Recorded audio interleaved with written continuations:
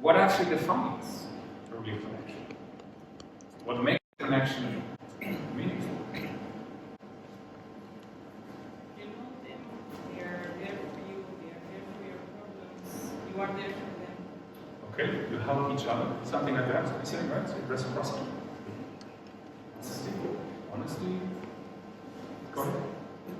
Feel like you see somebody, you know, like some people you look into their eyes, you don't see them, but some people you do. Does that sound weird? Like some form of metaphysical connection? Very much, yeah. Being human, right? That's one, right? Trust. Trust. Very good. It's a good basis here. I like that. Love? Oh, very fundamental. Like, No. Yeah. Love. We don't have to talk about erotic love. So in the interest of time, we need to rush up a little, otherwise you guys are going to stay hungry. So to form a connection, we actually need something to connect upon, right? So there needs to be some form of basis. And you mentioned a couple of things. I tried to list a couple as well, like being human is one basis that kind of like works as a starting point. It's harder to form a connection with paper. A shared environment, for example. Shared biology, so shared environment would be like the same home, same school, work. Same shared biology, maybe your family, that's the most natural connection. Gender or race, that's where you kind of like where you connect to biology. Shared behavior, like with sports. Shared ideas, values and motives. We're getting closer and closer to what means meaning, purpose in a way. Shared experiences, so if you gone through something together, maybe even trauma, there's trauma support groups, that's one very strong interconnection. And then shared emotions, right? And if you go down that list, you kind of like see there's one common denominator, and the common denominator is commonality. So you need some form of commonality in order to form a connection. And the way I sort the list is in a way that you can say like, the more intense your commonality, the likelihood that your connection is also going to be more intense as a given, right? That's an interesting way to think about connection. So that's one basis, you need something to connect upon. But let's take one step back. As I said, we're looking always at a little bit more to the research part. What are several disciplines that can tell us something about connections? If you look back, like to the ancient philosophy, for example, Aristotle, he actually distinguished between three different levels of love. So to your point on that one, so he distinguished between eros, which is more sexual kind of love, agape, which is a love into God, a godly love, and the last one is philia. That's basically friendship. And his particular favorite, a particular element was on philia, where he said like, it is some form of mutual friendship, which he actually saw as a virtue, so something to aspire to, that ideally has a common purpose. That's the ideal purpose. So that's from philosophy. If you look into biology, actually, attachment is an innate and a native drive of human beings. So we all are social animals. We come up to this world much earlier than many other animals. We need to form a certain form of connection and attachment to our parents, for example. That's the innate drive to provide us with safety, security, and comfort. So we all have an innate drive to connect with others. If you look at biology and psychology, relationships also are more or less defined. So relationships develop from our attachment patterns. You know? Like, so there's a lot of research on pathological attachment patterns. So there's bad attachment if we're not loving another, we didn't form a good connection with a parental figure in a way. Your ability to form relationships later on is severely handicapped. So you will not be able to form real relationships. So there's a natural progression that from attachment, you will form your ability to do relationships. And then once you have a safe, secure binding or attachment, then you need still a common basis and some form of reciprocity. That's the other part that's very important. That's psychology. And my favorite part, again, is like on the happiness research. There's, for example, Martin Seligman, who's one of the founding fathers of positive psychology. He has 5 big principles of a fulfilling, flourishing life. And one of them, is the paramount one, the R stands for relationships. So relationships is one of the fundamental pillars for human mental health and happiness. And in Ikigai, there's also small sections like it's 4 steps where you say, do do something that you get rewarded by others from. So you look at multiple disciplines, philosophy, biology, psychology, happiness research, and even like more Eastern traditions. There's a lot of definitions on how you think about connections. And the one common element that you see is like it's innate, it's like we all have it, it's part of our biology, and we need some form of common denominator, and we need some form of reciprocity. And the one question I had asked in the introduction to the research as well, so how does it relate to our digital networks, like our LinkedIn's, Facebook's, and this work? So how do we bridge digital connections with our need to connect with others, right? And going back to what I said, like being human in a shared environment, which is something like that's basically the older fundamental commonalities that you are related, for example, with humans, and we might be connected in a shared environment, which is a digital space. Is this enough to form a real connection? Likely not. Well, that's again, if you look at levels of intensity, if you remember that, like the human shared environment, that's the one very basic commonalities. There is no shared experiences, no shared emotions, and so on and so forth. There might be a shared environment beyond that. You might be connected on LinkedIn because you already work together, so there is another form of basis. But just the digital ones don't really work.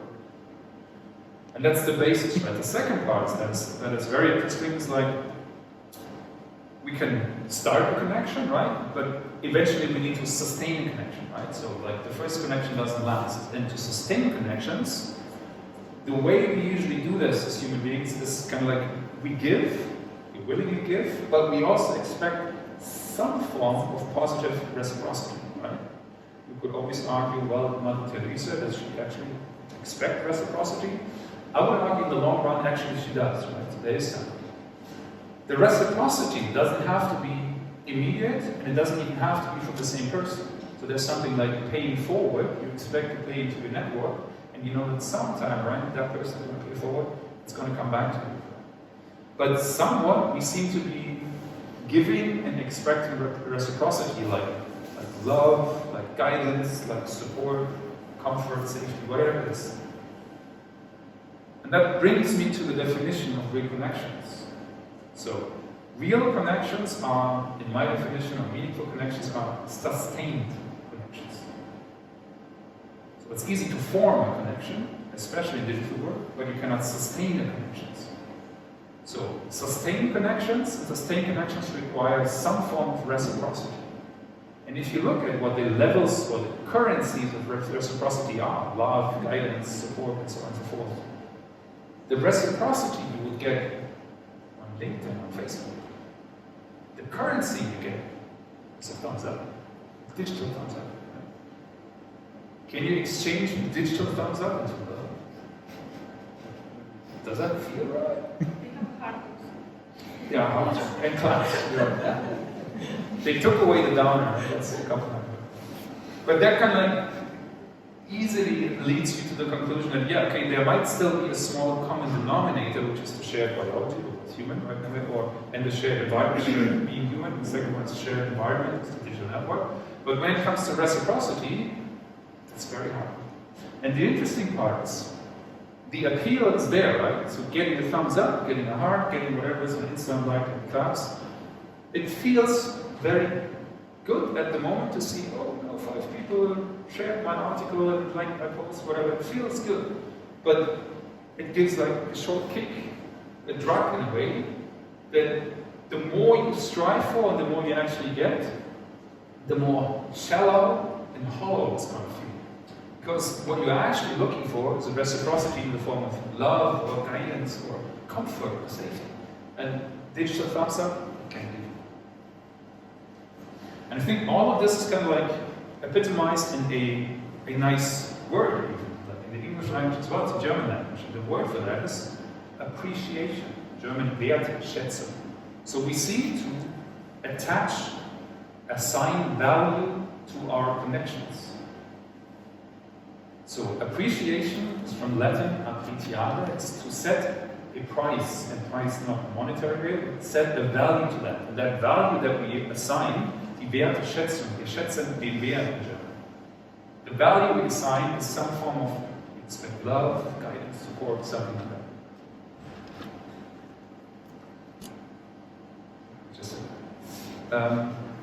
so that brings me back in trying to frame this in one simple formula, trying to get more like the mathematical and scientific part of that. So there's the guys that you have seen in previous months, I always try to summarize it in one formula. If I had to do one formula on how connections and appreciation to get together, it's this one.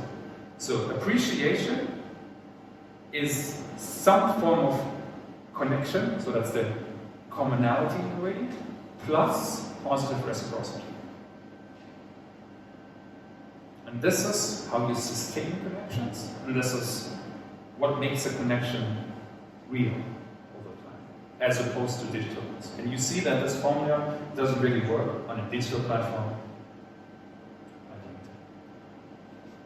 And how do real connections relate to a fulfilling life? So I spoke about the PERMA model of Martin Seligman. The model that we're using in Zentor is actually that one. And you see that appreciation actually is one of the three main pillars. And you see three main pillars for a fulfilling life. It's purpose, engagement, and appreciation. So appreciation is one of the three main pillars of happiness. Without going into details of the definition, you could also say that purpose is more on a cognitive level, if you're looking on a psychological fundamental framework level. Engagement is more on a motivational level, and the appreciation is where really the emotional level comes into. That's where love plays such an important role there.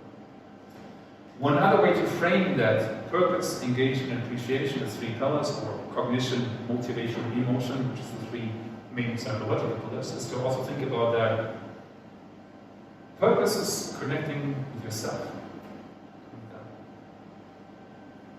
Engagement is connecting with your energy. And appreciation is connecting with others.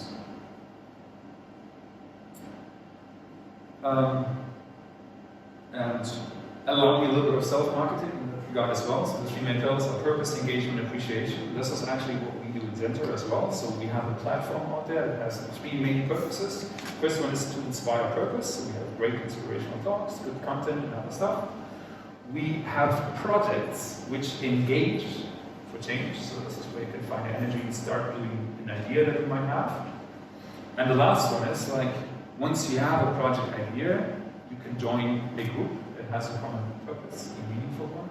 And that common purpose in a group enables appreciation, because we foster and encourage people not to just be digitally. The pun is not lost on me that I'm advocating for digital platform by saying digital platforms work. So we encourage people to actually be afterwards in real life. That's why these groups are usually limited to one city.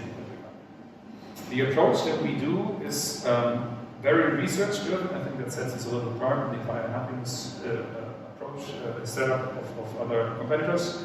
It is evidence-driven, so we actually try to measure happiness and fulfilling life. And by having the research and the evidence, we eventually strive to provide individualized, personalized recommendation on how to find a fulfilling life. This brings me to my first interactive part of this evening. And again, I've done this before, some of you might know this. Since we're being evidence-driven, can I please ask you to just give me 2 minutes of your time and answer a very brief survey of how are you feeling right now?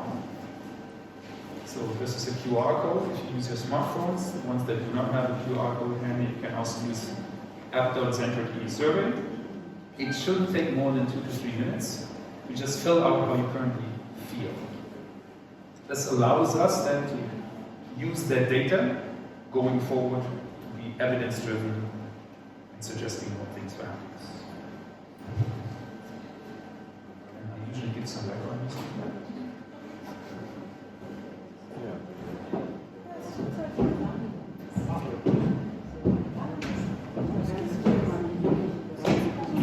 You have the English version of the?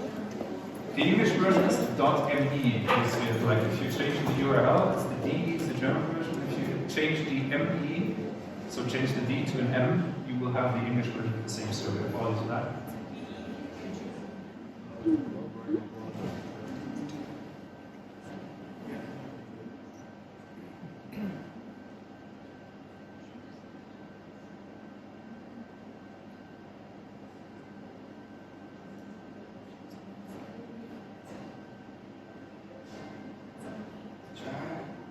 changing the rehash? Change the URL, the .de, so it's survey.app.zentor.de to an ME. So just change the DE to an ME. Should be fine. On the other ones, if you can do it.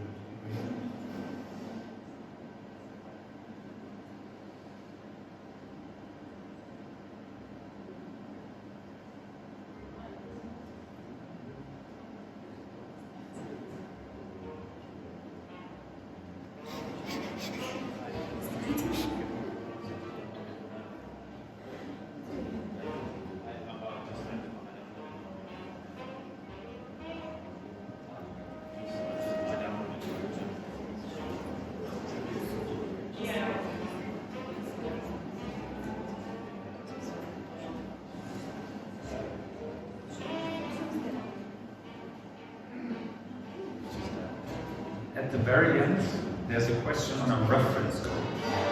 If you could enter in Meetup 4, it would allow me to match it to this event. Only if you like.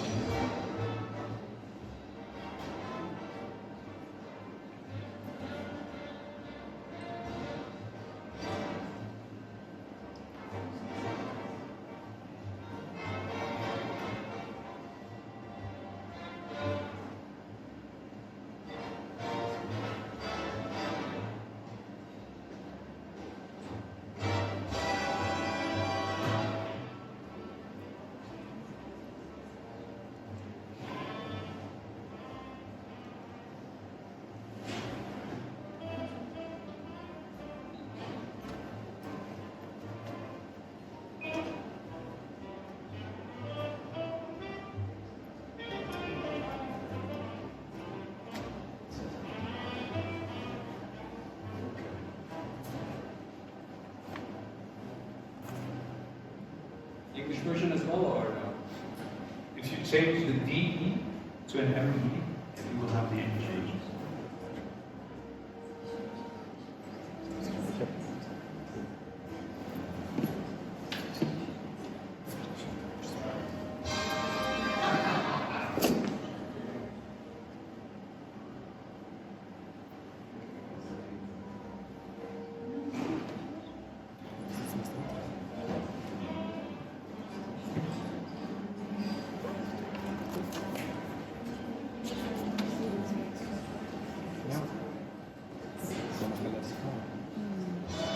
Ich entdecke es gerade für mich.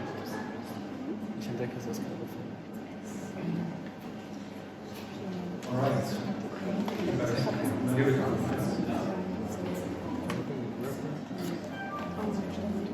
So reference code at the end is Meetup 4. That would allow me to match it to this event. Gives us a chance.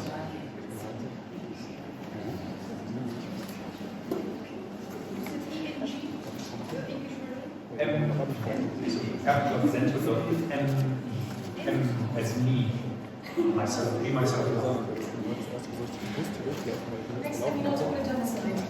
Yeah.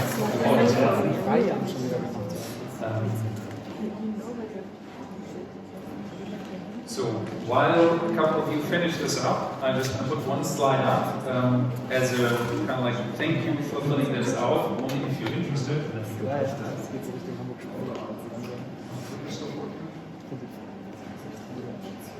Okay.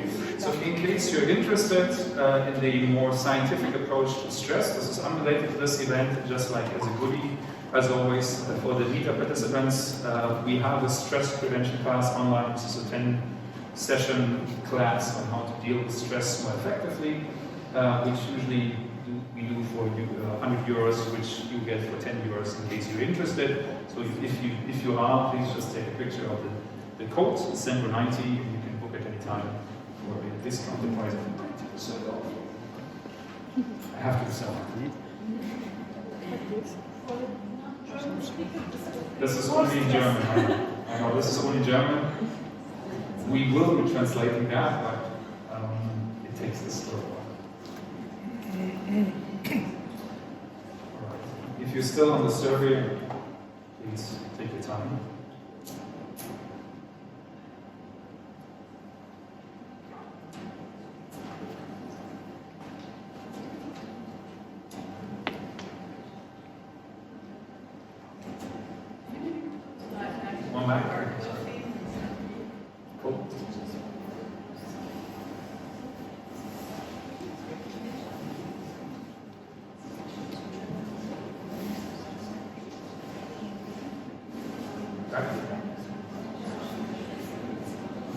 All right. I would move on. Like, if you still have want to fill out more, then definitely do so in the later stage. In the interest of time, since we want to get to the interactive part, still taking a picture, is I want to come back to the reasons why we're talking about what real connections are, what the research, the Happiness Research says about connections. And there's a very interesting study. It's the longest ongoing study on adult development. It's gone on for more than 80 years in the US, from 270 Harvard graduates or 460 graduates in Boston. And they basically did over the time multiple longitudinal studies, which is a very rare thing in that regard. And they basically looked at how social ties have a long-term effect, and they have a massive long-term effect on happiness and well-being. So, greater security, just to quote one, greater security of attachment predicted lower levels of negative affect, less depression, and greater life satisfaction, always 2.5 years later in the longitudinal studies. So there's a massive impact on well-being. Time spent with others doesn't just make you happier, it also can buffer bad health. So a direct link was found between time spent with others and daily happiness. That's pretty straightforward. But especially marital satisfaction, so assuming you are in a very well marriage, can buffer from negative effects from poorer health and happiness. So that means if you're sick, being in a good relationship makes you recover faster and naturally be less sick over time if you're in old age. So that's quite impressive, and just having social ties at a level has a positive physical health impact. One relevant question that I stumbled across is, so, okay, what is a network? What defines a network? And how big is a good network size? And there's also an interesting study that looks at the size of human networks. And the way they did that is like from an evolutionary neuroanatomical point of view. And they basically come up with one number by looking at primates. So they looked how primates, apes, monkeys, kind of like cling together and do grooming, and extrapolated from the evolutionary development of the neocortex brain size to what their group size is, and if you project that out, what a good human group size would be. That's famous Dunbar's number, that basically estimated that at around 150 people is a good, meaningful group size where you can deal with without overstressing your brain too much with dealing on that. You can have more, obviously, but it makes it more difficult to remember names and so on and so forth. So that's from a purely biological point of view what would be adequate based on the volume of your neocortex to the rest of your brain. Then actually doing surveys based on how big networks are in personal networks. There's a study, or two studies that look at that by using surveys and asking people basically estimate how many people you know in a given subpopulation or in a category. So a category might be like in your family as co-workers, and a subpopulation might be like, I don't know, Indians, Native Americans, diabetics, whatever. And they kind of like pull all these together, and there's several statistical methods. Depending on the statistical method you use, they come up with that the average personal network size in reality is, if you look at one study, is 290, and the other one has a median of 470. So it's between 300 and 500 people is the average personal network size that you know all across your life. So your work, your private life, whatever it is, right? So that's a personal network size. So median is 470, 610, you know that the average doesn't make sense in this kind of distribution. So, from a brain point of view, we can handle 150 well. In reality, we are between 300 and 500. If you now look at digital networks, there's an interesting study on LinkedIn networks as well. In 2013, the average number of first connections on LinkedIn was greater than 400. 3 years later, it is that more than 50% have more than 500 people in their personal network. If you try to extrapolate the average, it's actually more than 1,000. So just on LinkedIn alone, the average network size, it's hard to estimate, is more than 1,000. Then you have Facebook, then you have Twitter, then you have LinkedIn, whatever else. These are all compounding effects. So our brain can very well handle 150 plus. We actually have in our personal networks already between 300 and 500. Our digital networks just dwarf this number massively. At the same time, it's an interesting insight. why these figures are there. Loneliness massively increases. So, at the same time as we are connected to as many people as we've never been before in our entire life, loneliness massively, exponentially increases over time. And loneliness is a really bad influence. It correlates with various physical and mental health diagnoses. It limits your ability to deal with stress biologically. It affects overall physical health very negatively, and even most likely increases your mortality rate drastically. So between two drugs, there's a 27% increase in mortality rate over longer periods of time. And last studies, apologies for taking a little bit more time on this. If you look at like how real world interactions versus virtual world interactions kind of like compare to each other, there was one study, longitudinal, very nice, that looked at 4 different metrics like life satisfaction, mental health, physical health, and body mass index. So the top ones are like mental well-being, the bottom ones are physical well-being. In blue is always Facebook. In this case, it was a Facebook study that looked like what happens if my changes in terms of likes, links, status, and so on and so forth. The predictors increase by 1 standard deviation. So if I have more likes, if I have more shares, links, and so on and so forth, what happens to my life satisfaction, mental health, and so on and so forth. And across all predictors, statistically significant, you can see, except for friends, is that when your likes increase by the 1 standard deviation, your life satisfaction decreases substantially. Can you repeat that? If you increase your number of likes by 1 standard deviation, so it's depending on how your size is, so always 1 standard deviation. At the same time, the standard deviation of your life satisfaction as a survey decreases by 0.05. Does it mean if I get more likes, I'm unhappy? Yes.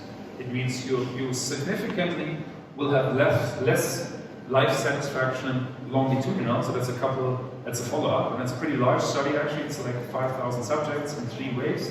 They did this 2013, 14, 15, so this is over always 1 year later and 1 year later. Statistically significant, all these, your life satisfaction significantly decreases if you get more likes, if you get more links, and so on and so forth. On the other hand, all the red ones, supposedly red ones, the green means basically your number of friends. That's a little difficult, kind of like the way to phrase that. So if you get in physical world, if you have more friends as all reported, that increases over time, your life satisfaction increases. If your closeness to your most relevant, in this case, maximum 8 friends increases, so if you spend more time with them, basically, if you feel closer to them, your life satisfaction increases. And if your amount of interactions in the real world increases, your life satisfaction increases. So, and as you can see, all virtual ones, they actually go down. This one is not quite strict. Number of friends, so if your number of friends on Facebook increases, that doesn't have a strong impact on that. But any engagement has a negative impact on life satisfaction, a negative impact on mental health, a negative impact on physical health, and actually makes you more fat. So this study was made by Facebook? No, definitely not by Facebook. With Facebook. But not in France. No, yeah, definitely not. So that's actually using, it's using Gallup panel social network study survey. It's really big, and they used overall tens of thousands, but for the subgroup, they also asked if they could connect it to the Facebook accounts, and up to 5,000 people agreed to do this. And that's a longitudinal study, that's why it's not correlational analysis, it's actually looking at the same subjects 1 year later and so forth. That is a pretty robust, good study. If you're interested, like, there's resources. Okay, I'm going to wrap up because I want to go to the interactive part. A big summary at the end. Real connections are essential to our happiness, not the virtual ones. To form connections, we require something to connect upon. And the way I would define real connections are sustained connections through positive reciprocity.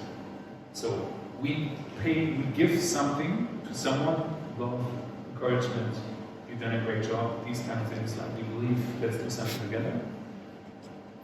But you need to give back and you expect back. That's sustained connections. All right. you've managed to run through the research part.